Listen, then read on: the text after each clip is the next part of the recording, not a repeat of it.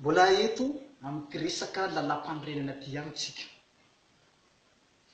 Zavatra nampiavaka an'ity lalam-panorenana ty dia tsy olombelo mihitsy no nandrafitra azy. Ny mahazatra atsika moa zany dia rafitsy nataon'olombelo, rafitsy tandrefana, rafitsy républicaine laïque démocratique, mitsipaky le pahara. Fa ity rafitsy anankiray ity indray zany, rafitsy n'ity fanjakam-pisorona ty indray, dia rafitsy avy ao amin'ny baiboly zay napetraky Jesosy Kristy hifehezana ny fiainam-pirenena malagasy. Zay zany tena mampiavaka an'ity lalam-panorenana ty. Ary ty lalam-panorenana ty dia omenan'ny olona rehetra na iza na iza. Fa ny lalam-panorenana anareo nareo lohandohany ihany no manana ny lalam-panorenana, fa ny vahoaka tsotra tsy manana lalam-panorenana. Nareo mpiasa tany ambony mpiarak'andro aomby regny tsy raha manana lalam-panorenana nareo. Fa ity zany zaraina hatrany amin'ny mpiarak'andro aomby manana n'ity lalam-panorenana ity avokoa zareo, mba hahafantarany zareo ny fitondrana an'ity fanjakan'Andriamanitra zay hoe ity marika tandrazy eto Madagasikara ity. Zay mba hahalalany zareo hoe ay tena fitondrana avy any an-danitra zany ity manapaka eto tany ity, dia ny fanjakan'i Jesosy any an-danitra any no manapaka eto tany. Dia tanteraky le teny Jesosy ny ity an-tany tahaka ny an-danitra. Ary ny lalàna rehetrarehetra ato dia mikasika ny hoe fakasitrahana ny sitrapon'Andriamanitra, ary didy fitsipika mifenifenan'olona mba hakato ny tenin'Andriamanitra sy ny sitrapon'Andriamanitra, mba tsy hanaovan'ny olona ny sitrapony amin'ny zavatra ratsy ka hamotika sy hanimba ny tany, indrindra fa ny fiarahamonina sy ny fiarahabelona. Dia ity programa ity zany dia tena hoe mahavoafehy tanteraka ny fiainantsika olombelona hanaraka ny sitrapon'Andriamanitra.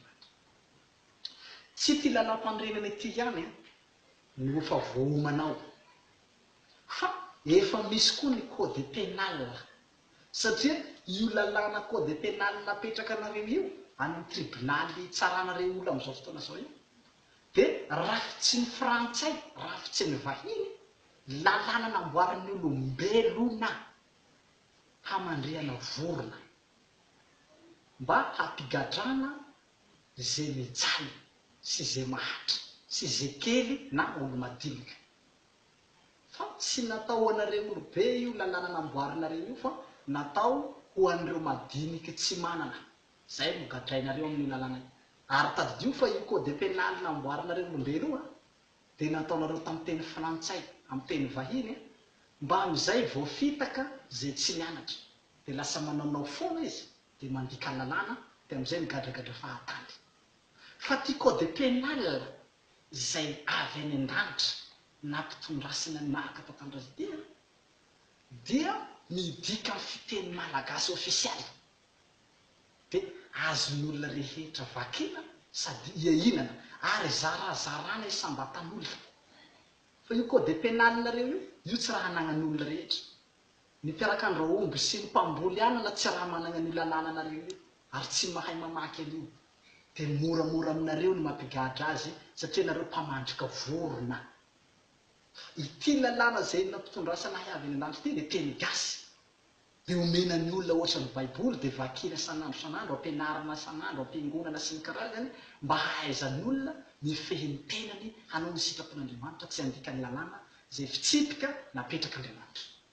Izay no manam-pirofo ry vahoaka malagasy fa tena fanjakana hafa ity fanjakana hoentiko ity, fanjakana avy any an-danitra, fanjakan'i Jesosy Kristy. Maro moa no milaza fa nanino anao lasa nanao politika, nanino anao lasa mpanao politika indray ianao, lana olo mpitory filazantsara lehibe nalaza teto Madagasikara dia lasa nivadika indray ianao nanao politika. Tiako ny milaza aminao tsy nanao politika ary tsy fanjakana politika no ataontsika eto, fa fanjakan'i Jesosy Kristy avy any an-danitra. Resaka fanjakam-pisorona ny araka le fanlazaiko tao aminareo hoe zaho ne mitory fanjakam-pisorona, fanjakan'i Jesosy, fa tsy resaka politika mihitsy. Marina fa hirotsaka kandida amin'ny filoham-pirenena malagasy ary kandida hilatsaka filoham-pirenena fa ny fanjakana zay hoentiko eto Madagasikara dia fanjakan'Andriamanitra fa tsy fanjakana politika. Izay no mahatonga zaho milaza aminareo fa rehefa mijoro eto ny fanjakana zay hoentiko, fanjakan'i Jesosy, dia milamina ny fiainantsika. Ary izay mahatonga zaho milaza aminareo fa ho gratuit ny fiainana ny zavatra rehetra maimaim-poana, na ny jirama, na ny esansy, na ny petroly, na ny gazoaly, na ny trano, tsisy facture intsony rehefa mijoro ny fanjakam-pisorona zay fanjakana hoentiko eto Madagasikara.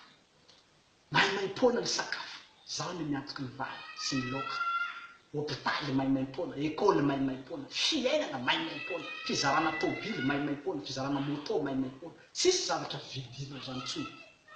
Izay no mahatonga zao fanjakana hafa ty fanjakana hoentiko ty, fanjakan'i Jesosy, fanjakan'Andriamanitra. Ka tiako ny hanentana anao androany hoe andao hifidy hanimarika tatandraza ho filoham-pirenena malagasy fa vahaolana ho an'i Madagasikara zay zava-piaina. Raha tena mpanompon'Andriamanitra ianao, raha tena kristiana ianao, tsy tokony hanohitra an'izay programan'i Jesosy. Dia misaotra anao nanaraka ny fandaharana io, dia mbola hiditra amin'ny lalindalina hatrany. Misaotra tokoa.